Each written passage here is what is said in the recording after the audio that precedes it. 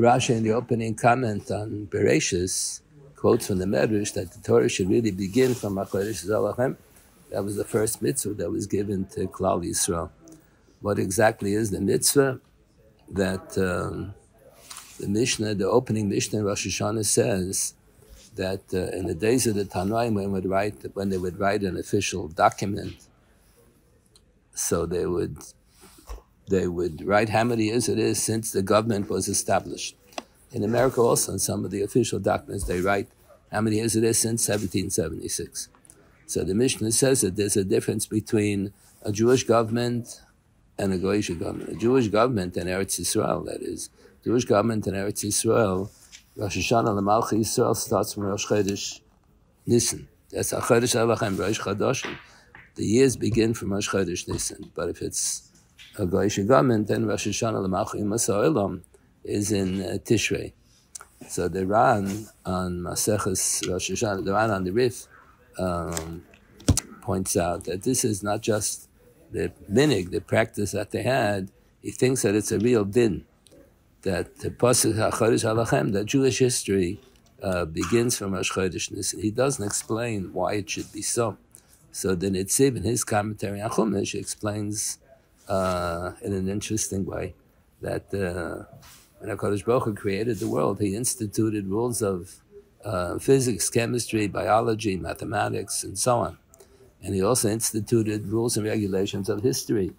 And if you understand the situation well, if you understand the history, where you're coming from, where you're going to, you can predict what's going to happen in the future.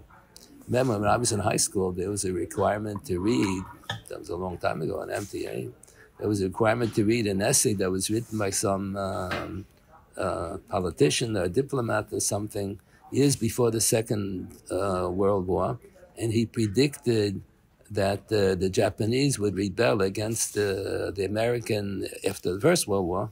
He predicted that they would rebel against the American government having their army stationed there on a Sunday morning in December.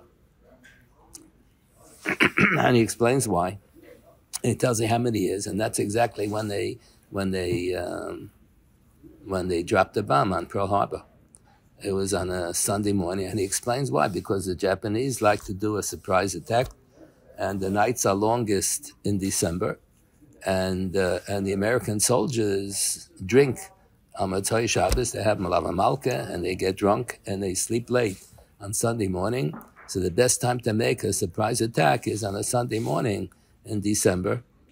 And he figured out how many years it'll take till they'll be fed up with America. He knew how to assess history, the rules and regulations in history.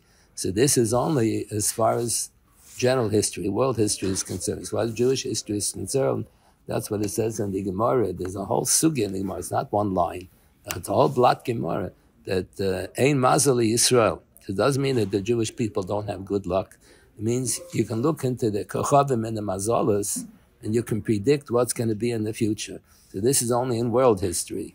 But in Jewish history, you can't predict based on Kochavim and Mazalas, because Jewish history is L'mayla min HaTeva. There's a Hanhog of Teva, and there's a Hanhog of L'mayla min HaTeva. So we assume, our tradition has it, on Rosh Hashanah we say the piyut that's quoted in Gemara, Ayom Harasolim, today is the birthday of the world. We follow the opinion in the Tanoim that the world was created in Tishrei, but Tishrei Nibra HaOlam. The last 6 Tishrei means that Adam Rishon was created on the first day of Tishrei. It means the Sheshes Mei Bereshis were the last 5 days in Elul. And everything before Adam Rishon was prehistoric. There was nobody there. So world history begins when Adam Rishon was created on a Friday on Echad B'Tishrei. So all of the rules of Teva were instituted in Sheshes Mei Bereshis. So that's why Rosh Hashanah L'Malchei U'Masan, all of world history begins from Rosh Hashanah, because it was Rosh Hashanah Nibra HaOlam, and the rules of history were established then. But Jewish history is L'Malama Ein Mazali Yisrael. The Ramban Chumash writes, this is an Ikar in our Amunah, Ein Mazali Yisrael. He says, does it make sense at all that if we do mitzvahs, the rain will come, and if we don't do mitzvahs, it won't rain? Does it make sense that if we violate the laws of Shemitah, we will be sent into Golus. It doesn't make any sense, but derech hateva. All of Jewish history is l'malam and hateva. Soloveitchik used to say, when he said over this Ramban, he used to say, if you draw a chart of any nation in the world, you would draw a chart, a rise and fall of every civilization. Every culture has a rise and fall. That's what one of the interpretations in the dream that Yaakov Avinu had when he ran away from Esav. He saw Malachim Olam Yordim Bo. The Malachim were the angels of each nation, the guiding angels, and every other nation in the world has a rise and a fall. It reaches a peak, and then it goes down, and it disappears from the scene, except for the Jewish people. Jewish people, if you would draw a chart, a Jewish history, it would be zigzag, up and down, up and down. When we do mitzvahs, we're on top. When we do averis, we're down.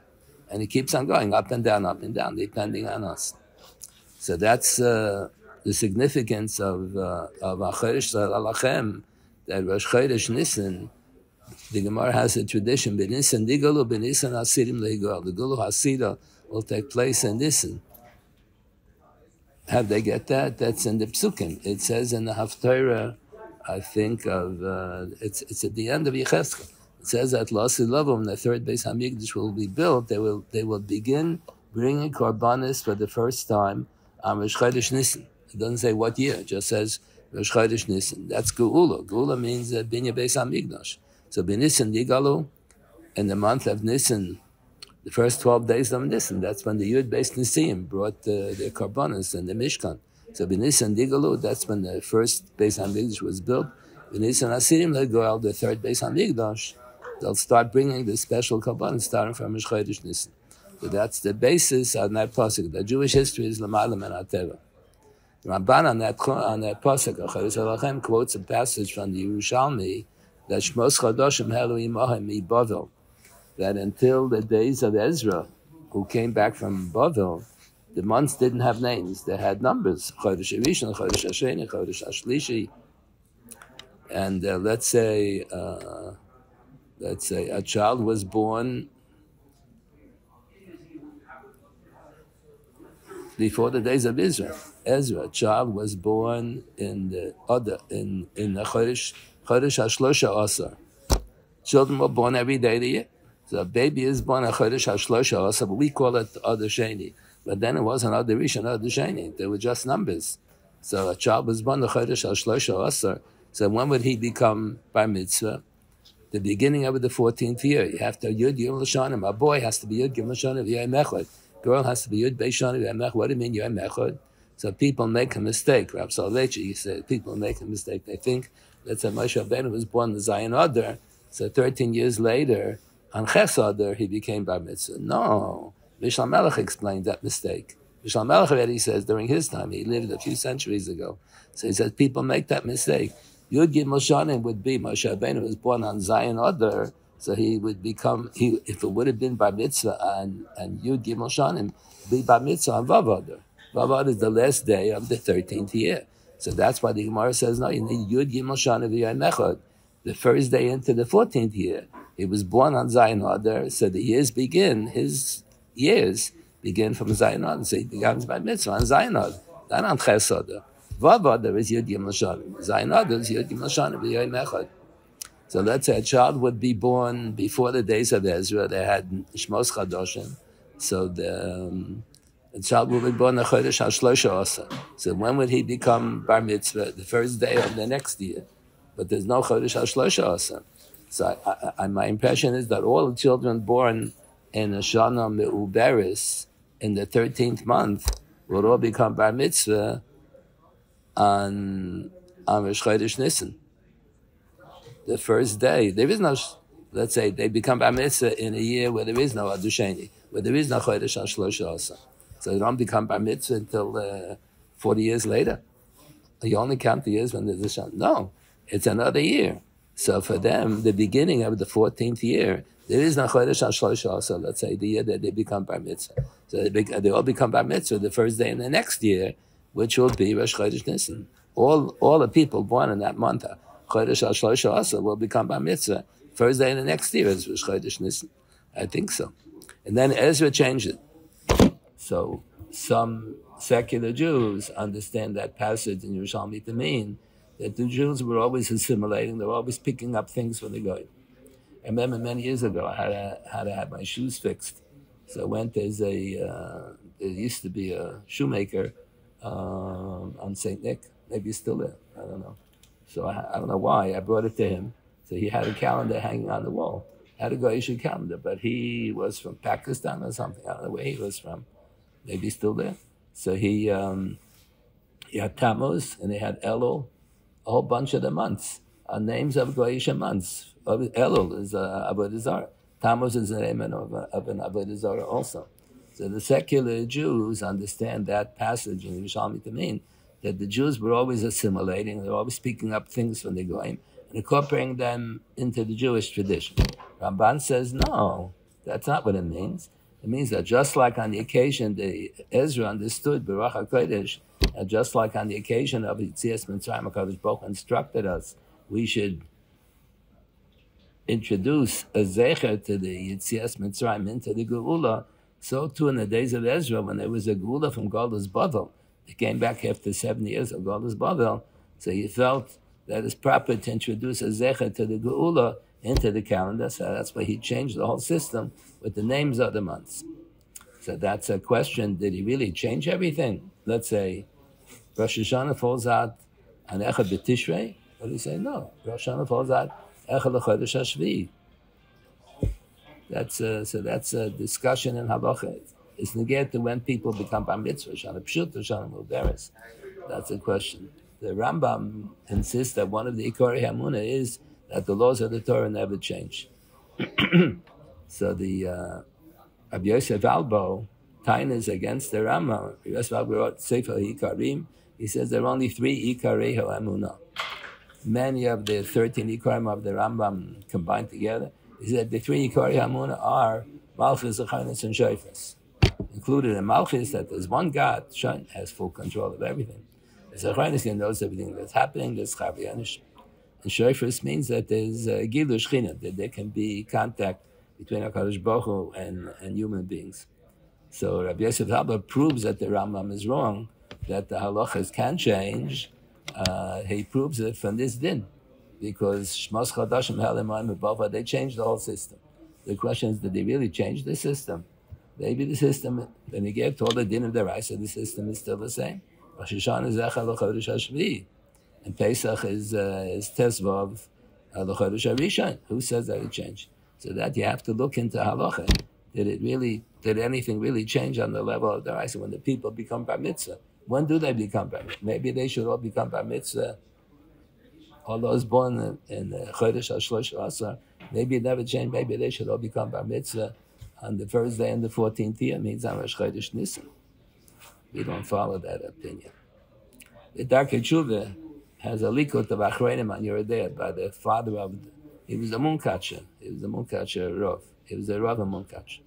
So his son is the Minchas Oluza. So the father of the Minchas Oluzas made a likut on Yeridea of all the Achreinim. He had a yeshiva, and he had all the boys. He gave the boys an assignment, all the boys.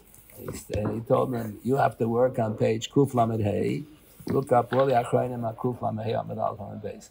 He gave each boy an assignment. And then he put everything all together. He didn't do it all on himself. He assigned it to the different boys in his yeshiva. That's why he has a lot of time. He repeats the same thing 10 times if there's a long simon. Because some of the Talmidim said it on Sif Aleph. The other Talmidim put it in when every likud on Sif Hey. Others put it on Sif Tezvav. So he has the same thing repeated a lot of times, and he gives it cross references. He quotes the same thing a lot of times because the work was done by a whole group of people. So the Darkei Tshuva in Yeridea, when he talks about the Chukas Minhagim for Avodah Zarah, so he says that, let's say, what is today's date? Is what, January 31st. 31st. So we would write 1-31-25. So he says you're not allowed to do that because 1 means that January is a Chodesh HaRishon, and that's in violation of the Chodesh HaZelachem. Number 1 is supposed to be Nisan. Not allowed to label any other month with a number. No. Then 25 is also, that's from Avodah Zarah. 2025 is from the birth of Osa Hoish. So that for sure you shouldn't do. Shouldn't write 25. That's what he says. I used to be makbet about that till I saw there's a tshuva in Rabbi Kiveger that there was an aguna and they thought the husband was dead, so they had Gvia Seidus. So Rabbi Kiveger sent a letter to a different Rav. It's in Shuvas Rabbi Kiveger. Kiveger wrote this letter. So he writes the date, 1/31/25. He writes it like that. So if Rabbi Kiveger did it, I can do it also.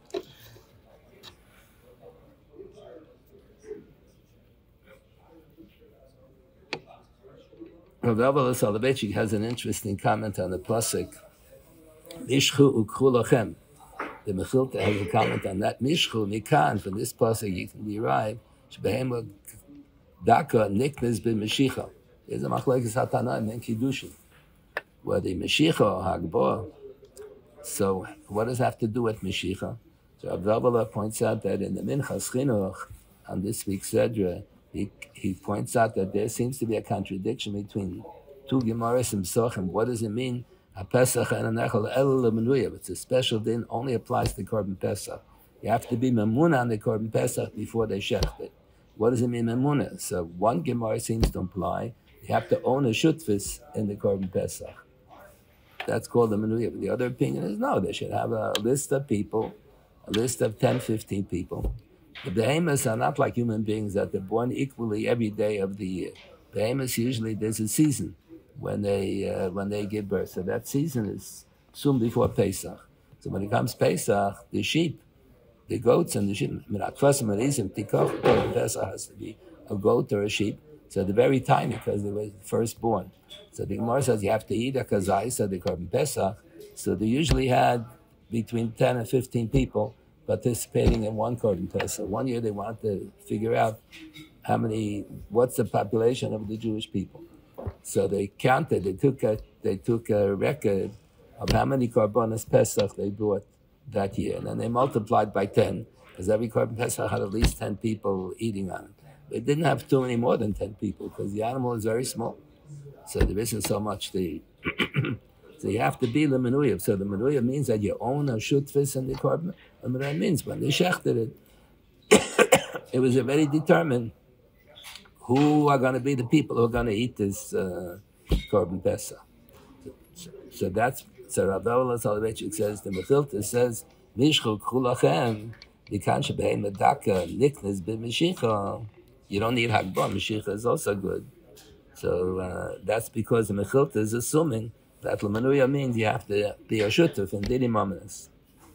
That's a question whether that's the correct pshat or not. The pasuk says, Schachter also called Kahal Das B'nai Yisrael. All of B'nai Yisrael should shech the Korban Pesach. So the Gemara in the beginning of the second parak in Kiddushin has a whole discussion. How do you know there's an institution of Shlucho Shalom K'Moisai? You can make a shliach to give kiddushin on your behalf, to receive kiddushin, to give a get, to receive a get. You can make a shliach to sell your property. You appoint a real estate agent. You moved out of the community, so you appoint a real estate agent. He should sell your home for a reasonable amount of money. So there's a din of shlichus. So the Gemara has one of the opinions of the Gemara is based on this pasuk. Schachter also kol kahal das yisod bein ha'boim. Everybody shechts. There are 10 shutfim, at least 10 shutfim in every Korban Pesach, and all 10 shechted. No, one person shechts it. Shnaim Schachter is not acceptable by Korbanos. Shnaim Schachter is good by Chunan, but by Korbanos you're not allowed to have two people shechted. So how do you fulfill the pasuk? Those are called Kaladas Yisrael. The answer is they have to appoint a person as a shliach to shecht on their behalf. That's one of the sources. Then the Gemara has a comment. The Mishnah says that they would shecht the Korban Pesach, a Pesach nishcha b'sholosh kitos. They would open up the gates to the Azara, and people would go into the Azara was crowded, and that was the first group. Then when they finished the Hakravas HaPesach on their Pesach, then the second group would go in, and when they would be finished, the third group would go in. So the Gemara says, how do you know you need sholosh kitos? Because it says the word 3 times, Kahal Hadas Yisrael. Call the Eid of Yisrael. Each time it means 10 people. They have to have 10 people the first time, 10 people the second time, 10 people the third time. Then the Gemara says, But we're not. That's what it says in the Mishnah. Then the Gemara comments on the Mishnah. It's not that that's a vadai pshat. It could be that pshat is you need 30 people. Call the Edivisa all together, not the Schachter in 3 groups. But maybe the pshat is you need 3 groups. So the Gemara says you have to have 3 groups, and each group should have 30 people to satisfy the both opinions. Then the Gemara says you don't really need, so you need 90 people. The Gemara says no. You can have 30 people at first, then you tell 10 people to leave, another 10 people should come, and leave 20 from before there. And then tell the new 10 people that they should leave, and a new group of 10 should come. So you really only need 50. You only need 50 people. You have 30 for the first group, and then you send out 10, take a new 10. So if you need 3 groups, each one 10, so you have. If you need one group with 50, with 30 people, so you have 30 people. The Mishnah says, "HaPesach en hanechel ela at chatzos." Pesach en hanechel ela lemenuya en hanechel ela balayla, and so on. Pesach en hanechel ela at chatzos. So that's a machlokes in brachas. Rabbi Akiva, Rabbi Elazar, and Azari. Is that a din deraisa, a din derabanan? And the Gemara in Zvachim comments on that Mishnah as a Mekoyim. Pesach en hanechel ela at chatzos, but the double negative. It sounds like it's a real din deraisa, not just a din derabanan. Sounds like that Stam Mishnah seems to be like Rabbi Akiva, that chatzos is only midrabanan. But other Balei HaTosfos paskin not so. Chatzos is a din deraisa based on other Mishnayos. Based on that Mishnah sounds like it's a din deraisa. The Mishnah that says the double negative. So the Gemara said that sounds like it's a real serious din. Like HaPesach and hanechel ela lemenuya. It's a real serious din deraisa. Sounds like at chatzos is a din deraisa. So some Balei HaTosfos paskin like that Stam Mishnah. This paskin like the other Mishnayos in Psochim that chatzos is only derabanan. What's the difference? Halacha l'maisa, the bottom line, you have to finish eating Korban Pesach by chatzos. So the nafkamina is, what about matzah bizman hazeh? If it's a din deraisa that Pesach has to be eaten by chatzos, so then the Gemara says next to the last daf in Psochim, the Gemara says, Rabbi says in the Gemara that there's a hekesh between Korban Pesach and matzah. So if chatzos is a din deraisa by Pesach, then it's a din deraisa by matzah also. But if your chatzos is only a gzeira derabanan, so it makes sense they made a gzeira derabanan by Pesach, because if you're going to wait till after, Alos HaShachar, it'll be nivsal belina, it'll be noiser, and if you eat noiser, you have kares. So they made a gzeira derabanan. You should finish by chatzos, because you made by mistake. If you'll allow people to eat it after chatzos, they made by mistake to eat it after Alos HaShachar. Alos HaShachar, look outside, it's pitch black. It's very dark. You can't notice. Very hard to discern when Alos HaShachar is. So it makes sense. They made a gzeira derabanan. Ushmatem es mishmati. Prima Godim has this. Ushmatem es mishmati. Asu mishmeres mishmati. That's the pasuk that authorizes the Chachamim to make asay siyog laTorah, the first Mishnah in Pirkei Avos. Anshei Knesset Agdola, during the Baishen, that's when they made all the siyogim, all the gzeiras derabanan. So the Torah authorizes to make a gzeira derabanan. If you're afraid people are going to violate an aderet, mishmarti, hisham lepen mi'alas aloises. I said by Korban Pesach, if you lead it after Alos HaShachar, you'll be violating an Isa Kares. That makes sense. I made a gzeira derabanan. By matzah, what will happen? You'll allow people to eat matzah all night long, same as man as Korban Pesach. So what will happen if you lead it after Alos HaShachar? So you won't be out to the mitzvah matzah. But you have no right, perhaps you have no right to make a gzeira because you're afraid people won't fulfill the mitzvah. You only have a right to make a gzeira. Ushmatem is mishmati. Mishmati means aloises. Yisham pen mi'al is aloises. So that's what it sounds like in that Gemara. The Gemara says, if chatzos is a din deraisa, it carries over to matzah, so you have to finish eating the matzah by chatzos, a din deraisa. And we're choshesh for the opinion that afikoymen is not only a zecher the Korban Pesach, it's the ikar mitzvahs matzah. You have in mind, they say the bracha al achilas matzah when you eat the kazayis matzah in the beginning of the meal, because you don't want to say a bracha bar piadam on the vegetable soup and shakal on the flesh and so on. You don't want to say a whole bunch of brachas. You just want to say one bracha. They say hamoitzi al achilas matzah in the beginning. But Tesis and the Rashbam say you have in mind that you're only going to be yotze with the matzah at the end, and you eat the afikoyim.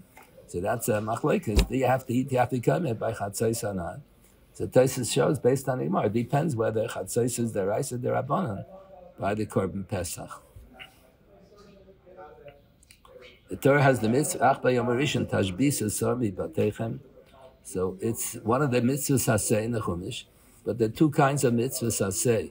Let's say there's a mitzvah haseh to wear tefillin, mitzvah haseh to recite Kriya Shema. That's called a kiyum haseh. Then sometimes you have an haseh, it's an isar haseh. It says a mitzvah says it kol tzipa tohara tochelu.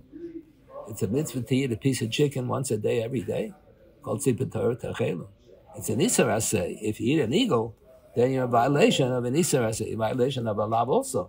But you're also in violation of an isar haseh. So there are two kinds of haseh. There's a kiyum haseh, there's an isar haseh. And sometimes the pasuk is both. So the Minchas Chinuch has it. This pasuk, Tashbisu, is both a kiyum haseh and an isar haseh. It's a kiyum haseh when you destroy the chametz. And there are Pesach. Yom HaRishon does mean the first day of Pesach. Yom HaRishon means prior to Pesach beginning. Like Acharon. Acharon doesn't always mean the last. Sometimes means the latter. Like it says,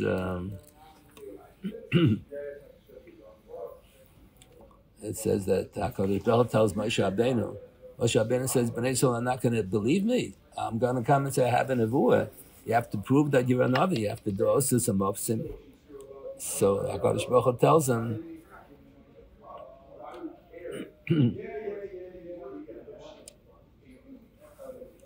to do one ois. Then he says, Amlei amin l'kol ha'os rishon, amin l'kol ha'os acharon, do another os. His hand turned into metzora kashelik, then it turned back normal. Then he had a mata, and the mata turned to a nochash, and then it turned back into, after swallowing up all the other nochashim, then it turned back to become a mata again. And then it says, Amlei amin l'kol ha'os acharon, then you have the makkah of dam. So why is that kol ha'os ha'acharon? There was another os after that. Everything was going to turn into dam. So you see that the word rishon doesn't always mean first. Sometimes it means prior to.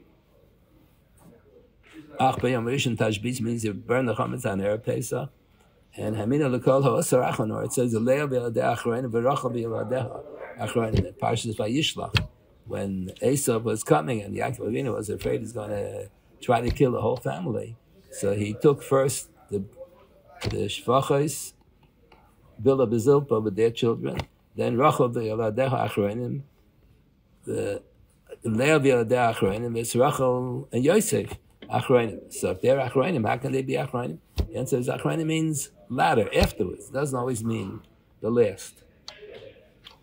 So this pasuk Tashbisu is both a kimes and an yisur. Before we do b'dikas chametz, we say bracha shel shem sasanu al bir chametz. Bir chametz means destroying the chametz, and the beer begins with the bedika beer. So we say bracha because it's a kiyum asay, but it's also an isur asay that if you have chametz, and you eat it after chatzais, there's an isur asay of Tashbisu. There's a machlekes hatanan whether there's an isur lav also, but this for sure is so that there's an isur asay. So this pasuk Tashbisa is both an isur asay and a kiyum asay. Rav Soloveitchik gave the Shir Psachim, that was the introductory shir. Whether Tashbisa is a kiyum asay or an isur asay, so he explained it's both. He spoke about keikach ishisha ubiola, that the Rambam counts getting married as a mitzvah, and the Rambam holds that the bracha birchas harrison is a birchas ha-mitzvah that the chassan should recite. Or the Rishonim, the Balei HaTos disagree with them. They hold that Birchas Harrison is a Birchas Shelach for Hadar. It's not a Birchas HaMitzvah. There's no mitzvah. It's a mitzvah to have children. But you can have children with a Pilegish also. You don't have to get married in order to have children. But the Rambam holds that Kika Chishisha is a mitzvah, a Kiyam Asay. It's also an Isar Asay. One is going to live with a woman without getting married. That's an Isar Asay.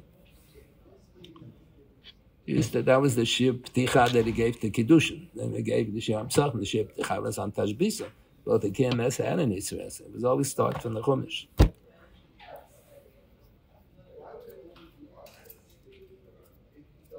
I remember when I was a little boy, my father was a rabbi, so he always used to get all the Anglo-Jewish newspapers in the mail, even though he never subscribed to them. So there was one uh, paper, journal. I don't know what it was. A big newspaper. It wasn't so big. It was big inside, but it wasn't. Didn't have so many pages. Remember, the middle page always was book reviews. So as a little boy before Bar Mitzvah, I used to read the book reviews and see what they're writing, what books they're writing. So that someone wrote a book at that time, The Last of the Just, probably around now also. It's a historical novel. How was life? What was life like during the time of the second Beis Hamikdash? And supposedly it's based on description from Josephus. So he describes that, but it's a novel. It's a novel. So he describes the way the oil of Golem came on Pesach Shua Sukkos from all over the world. And then on Pesach, after they finished having the Seder at home, they would go visit each other. They wouldn't have a Seder forever till 2 o'clock. They would visit, finished by Chatzos. They'd finish by Chatzos. Then they'd go visit all the other people they hadn't seen since Sukkot, 6 months before. So the one who writes the book review says, that's incorrect. Because a pasuk in Chumash, after you finish eating Korban Pesach, you're not allowed to leave your house. So it can't be that they visited each other after the Seder. So as a little boy before Bar Mitzvah, I knew that the one who wrote the review was wrong. That's a Hirah Shor. That's not a din l'doros.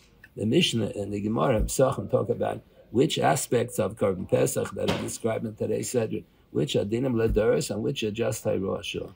So that din, that doesn't apply l'doros. That's only a din Hirah Shor. What kind of a Hirah Shor is it? That's an interesting question. Remember, this Shabbos is Gimel Shvat. When we were Talmidim in the yeshiva, Gimel Shvat was a holiday. Rav Soloveitchik had yahrzeit for his father, Rav Soloveitchik. Gimel Shvat used to give a yahrzeit shiur for 4 hours, and people would sit glued to the seats. And they were prepared to sit and listen another 4 hours. He was a fantastic speaker. So people would fly in from out of town. They would drive in, fly in from out of town once a year to come to the yahrzeit shiur. It was very exciting. They would greet each other like "Freilich an yahrzeit," like this "Good Yantiv," "Freilich an yahrzeit." So I remember once the yahrzeit was like this year on a Shabbos or on a Sunday. I don't remember what it was. So they gave the shiur on Motzei Shabbos. That was rare. I don't think it happened so often. So that year he rarely ever stayed in New York for a Shabbos because he used to give a shiur in Boston on every Motzei Shabbos on the Parshas. So that year he stayed in the yeshiva for Shabbos. He spoke on the Parshas HaShavua. So he suggested at that time, why is there such a din? Al Yetzish and Pesach Beich, so Ad Boiker. So at that time, after the First World War, the nations that won the war divided all of the African area into different nations. So some belonged to Spain, some belonged to France, some belonged to England, whatever. And then the people were rebelling. They didn't want to remain subservient to France and Britain and so on. So the blacks in some of the nations pressured the governments to free them. So they made an independent government, no longer a branch of the British Empire. So when the blacks took over, they would take, that's in history, that's human nature. They took nekama from the whites who had tortured them, who mistreated them all the years before. That's called Eved Ki Imlach. When an Eved becomes free and he runs the country, then he takes nekama from his previous masters. So Leitchik suggested, maybe it's one of the Mefarshim on Chumash, I don't know. I just remember he said on Shabbos that maybe that's the reason why Yetzi Ishim Pesach Beisad Boiker, the Rebbeinu Shalom didn't want the Jewish people to take nekama from the Egyptians who had tortured them. They made him work avodah kosher. So that was his suggestion. Derech Hapshat, just like you see that the blacks, when they became freed, so they took nekama from the whites, so to over here, Rebbeinu Shalom didn't want. It could be that there's another pshat. Usually there's a din whenever you bring a korban to the Beis Hamikdash. So there's a mitzvah chayvas lina. You have to stay over in Yerushalayim the night after you bring the korban. There's an interesting comment that the Minchas Chinuch has in one place. He quotes in the name of one of his Talmidim. He tells you who the Talmid is. I've never heard of him. But he quotes him B'Shem Amrei. that the Rambam writes in Hilchas Klei Hamikdash, when you appoint a Kohen Gadol, so the Kohen Gadol has to have an apartment to live in Yerushalayim. Why does he have to? How does the Rambam know he has to live in Yerushalayim? So he doesn't know any source. So he says one of his Talmidim said Parshas. Why? Because the Kohen Gadol has to bring every single day minchas chavitin. He doesn't have to be makriv it himself. He has to pay for it, and a kohen has to. He can be korban by a kohen. You only need a kohen gadol to do avodah on Yom Kippur. All year long, you don't need a kohen gadol. And even when it says in the Chumash that a parhel and davar shel tzibi need a kohen gadol, the Torah Shabbat Pes says that it's not so. There's a Rashi that says that you need a kohen gadol to be makriv parhel and davar shel tzibur, and Taisus, it's a Rashi in the Megillah. And Taisa said it's against the Torah's Kanim. Torah's Kanim says, even though that's what it sounds like in the Chumash, the din is not true. The once a year that you need a Kohen Gadol to do the Hakrava is only on Yom Kippur. But the Kohen Gadol has to be the Bala Korban. He has to pay for a Korban, Minchas Chavitim, Machzisa Baboker, Machzisa Den Ha'abayim. They brought half of it in the morning, half of it in the evening. So if the Kohen Gadol is the Bal HaKorban, so the din is he needs Lina. He has to stay over in Yerushalayim that night. So every single day he has to bring a korban on his behalf. Someone has to bring a korban on his behalf. So the Kohen Gadol has to live in Yerushalayim, because the only time they can leave is in the morning before they bring the chavit to Kohen Gadol in the morning. He has a right to leave, but after he did the lina. But every day he has to have an apartment in Yerushalayim to sleep there in order to fulfill the din of lina. So that was a suggestion that I thought. Then I saw later some other recent svarim write like that. Since Pesach Mitzrayim was Ayru HaShoah, they didn't eat it in Yerushalayim. Each one had to eat it in his own home. So the home was considered like the Makam HaHakrava. There was no Mizbeach, so there was Zorek the Dam on the Shtem Zuzas Vavamashkev. That was B'Makam, the Mizbeach. And the Gemara discussed it. Did they burn any Emurim? Is a discussion. The Gemara Pesach Mitzrayim, did they burn Emurim? So the din usually is whenever you bring a korban, you need lina. So maybe here, everyone had to stay in the home because the Makam HaKrava was the bias. So that was a din of lina. I was sure that was a din of lina at that time.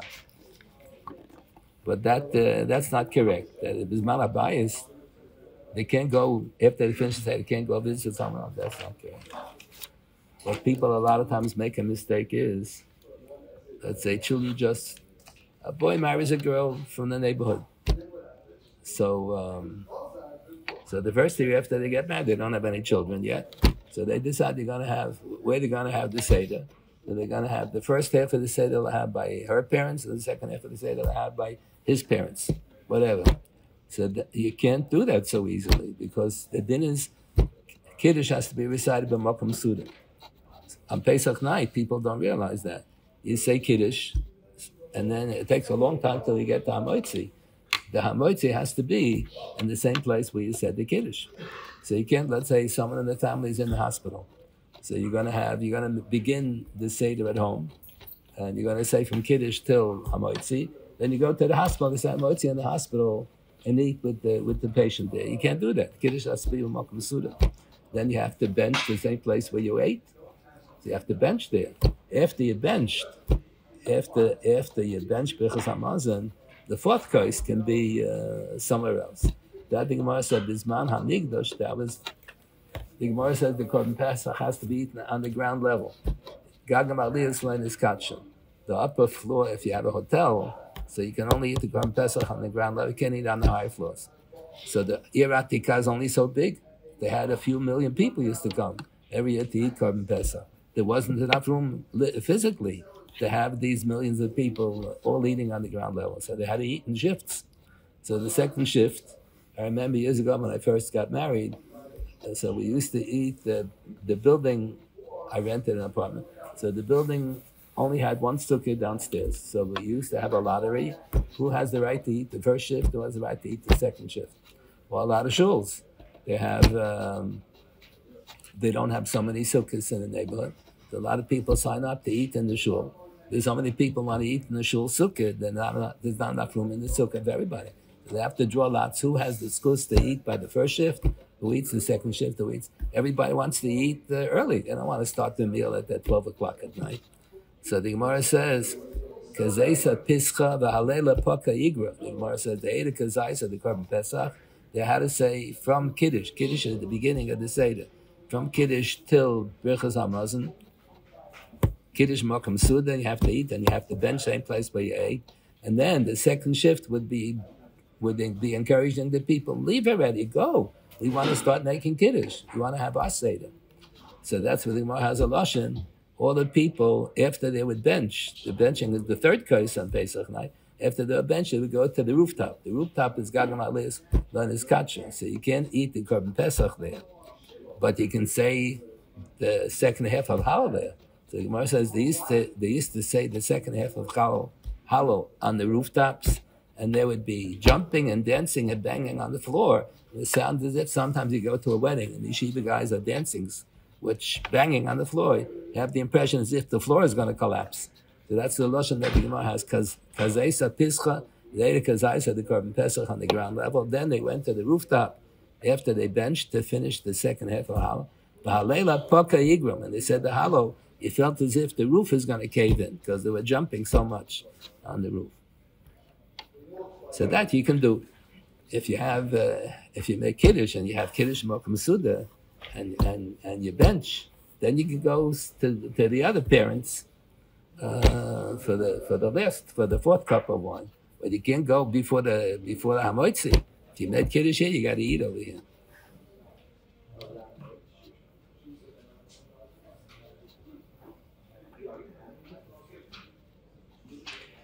There's a famous comment in Yiddish folklore. They have this comment that the Rambam lived in Egypt for many years, and the Rambam was he was an unusual super genius. He was a genius in all areas. He was a doctor, and he knew all the areas of science. Not like today. There's so much, a million times more information. Days of the Rambam, he didn't have to be that big of a genius to know, but he was a super genius and everything. So the pasuk says HaKadosh Baruch Hu is going to make nisim and flaws. Laman revos mavsa be'eretz mitzrayim. So those four words, revos mavsa be'eretz mitzrayim, is a Rosh Tevis Rambam. That's how they say in Yiddish folklore. The Baruch Hu made all the nisim and flaws that the Rambam is going to come to Egypt. He's going to do nisim and flaws also. There's a pasuk in the end of the Sedra. You have the two Kadesh Vayokev Yacha, the two of the four Parshas that you have in the Tefillin. So it says there you should bring Korban Pesach and you wear Tefillin. And then it says, V'shamata sachuka hasas l'may adam miyamim yamima. So what chukah is it talking about? It's unclear. So that's a machlokes hatanoim in a few places in the Gemara. So some Tanoim are of the opinion b'chukas hatfilin akasim medaber. It's talking about tefillin. Shmata zechukah hazos miyamim yamima daily. You should wear tefillin daily, and it said miyamim v'loy kol yamim. That's how you know that some days of the week you don't wear tefillin. That Shabbos and Yom Tov you don't wear tefillin. And then it says miyamim yamima bayom v'lo balayla. So that if you learn like that, it means that there's a din deraisa. You're not allowed to layla loves man tefillin. You're not allowed to put on tefillin balayla. There's even one opinion anymore. If you put on tefillin balayla, you get malchus because it says v'shamarta yisham pen v'ala zaloi sesei. So v'shamarta is v'chukas zos. If he goes on chukas atfillin, miyamim yamima. Some days, not all days. Shabbos and Yom Tov not. And yamim v'laleilos. It's an isa to put on tefillin balayla. Most of the Rishonim don't pass on like that. Most of the Rishonim assume the Rambam passing like that. Most of the Rishonim don't assume like that. They assume v'chukas ha'pesach ha'kosim medaber. Chukazos is chukas haPesach.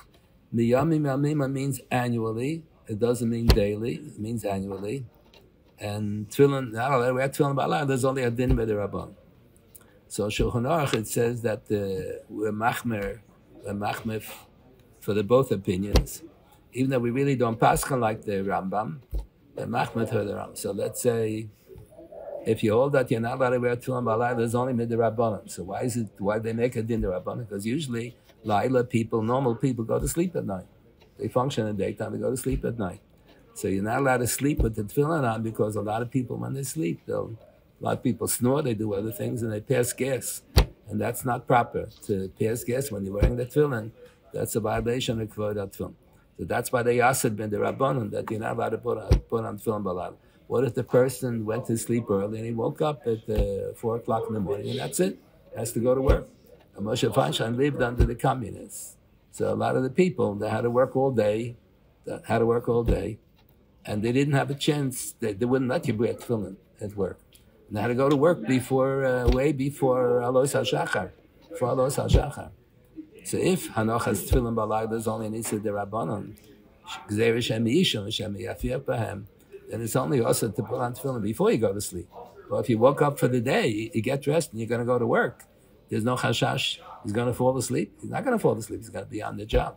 So Me'ikar Adin, you should be allowed to wear the tefillin and say a bracha also. But b'choshesh, for the Rambam's opinion that the Laila loves my tefillin, so you don't say a bracha. You don't say a bracha on that. So under the communists, Moshe Feinstein told the Balabal, he didn't know how long communism was going to last. Lasted for quite a long time. So Moshe told the Balabatim they should put on tefillin with a bracha. Against the Shulchan Aruch, against the Chumrah and Shulchan Aruch. So they're going to tell the Balabatim they should put on tefillin every day. We don't know how many years. It took, how many years? 60, 80 years, I don't know. 90 years till communism collapsed in Russia. If you're going to tell them they should put on tefillin without a bracha, they're going to know that it's not so. It's not a real din. It's a something fishy. So they're going to be mizalzal. They're not going to wear tefillin. So Rav Soloveitchik said that's what happened to Yeshiva B'Sukkah Shmini Atzeres. The way we have the din in the Gemara and the Shulchan Aruch, it says you're supposed to sit in Sukkah Shmini Atzeres, but you don't say a bracha. So how come the Hasidim don't sit in Sukkah at all? So Rav Soloveitchik used to say because when you tell people to do a mitzvah without a bracha, you see that there's something missing. It's a fake. If it would really be a mitzvah, you say a bracha. So that's why they stopped sitting in Sukkah and Gansen. So that's why Moshe was afraid over here. He's going to tell the people he doesn't know how many years this is going to last. Lasted for a long time. So that's why he was machriya halacha with the Ikar Adin. We paskan that Laila is man tefillin. The only reason why I'm in the Rabbanim, you're not allowed to wear tefillin, Shem Yisham B'hem, Shem Yafiach B'hem. Maybe he'll pass gas when he's sleeping. But if you woke up already and that's it, you're not going to go to sleep anymore, then then you can put on the tefillin with a bracha. So Moshe paskan against the Shulchan Aruch under those difficult circumstances. Why don't we say low plug? If it's a din Rabbanim. Here you don't say low plug. Yeah, in Shulchan Aruch it said the whole cheshbon says in Shulchan Aruch. I said we don't say a bracha normally under normal conditions because b'choshesh for the Rambam. But they don't say the loy plug. Could be I don't remember. Could be it's in the Gemara like that. That I don't remember. Rav Soloveitchik mentioned that his father didn't agree with the Chafetz Chaim. We only have a riff on Baba Metzia, on Psochim, on Mesichtas that are relevant to Halacha L'Maisa B'zman Hazeh. The riff didn't write the Sefer on Kochim. So the Chafetz Chaim was hoping that the Beis HaMikdash will be built any day. He was a Kohen. He was hoping Beis HaMikdash will be built, and the people will have to know all the dinim of Karbanos. So he wrote an imitation riff. The riff is called Hilchas Rav Alfasi. He lived in Fez. So it's called Alfasi. So the riff Sefer is called Sefer Halachas. So the Chafetz Chaim called this Sefer Likuti Halachas. Shouldn't confuse it with the riff. Likuti Halachas. And he has on the bottom of every page, he has Chidushim Halacha L'Maisa called Zevach Toida. Has a lot of chidushim. So in the Zevach Toida on Psachim, he has a chidush that when the pasuk says "Kol b'necha lo yochal bo," a Jew who worships Avodah Zarah is not allowed to participate in not allowed to eat Korban Pesach. So he has a chidush that it is a Jew who is machal Shabbos befarhesias dinik enochri dinik oived Avodah Zarah also not allowed to participate, not allowed to eat part of the Korban Pesach. So Moshe Soloveitchik thought that wasn't correct. He thought that when you're talking about mumris hagavre, so that mumar l'chal Shabbos b'ferhes is the same degree of mumar l'avodah zarah. But if you're talking about mos l'gavoya, the Gemara has it, and the Mishnah has a din in the end of Menachos. I think it's the end of Menachos. Kelim shenishtamsha behem bebeis chanya lo yishtamsha behem b'migdosh. Beis chanya was a beis hamigdosh in Alexandria. In the days of the Tanaim, there was a Kohen who was skipped over. He thought he's in line to become Kohen Gadol, and they didn't make him the Kohen Gadol. So he went on his own to Egypt. He made his own Beis Hamikdash. He brought Karbanos. So the Tanaim weren't sure what was going on there. They didn't know whether Beis Chanya was for Avodah Zarah or if it's Lashamayim. But even if it's Lashamayim, it's an Isa Karis, it's Chut Echutz. You're not allowed to bring Karbanos Chutz Lazara.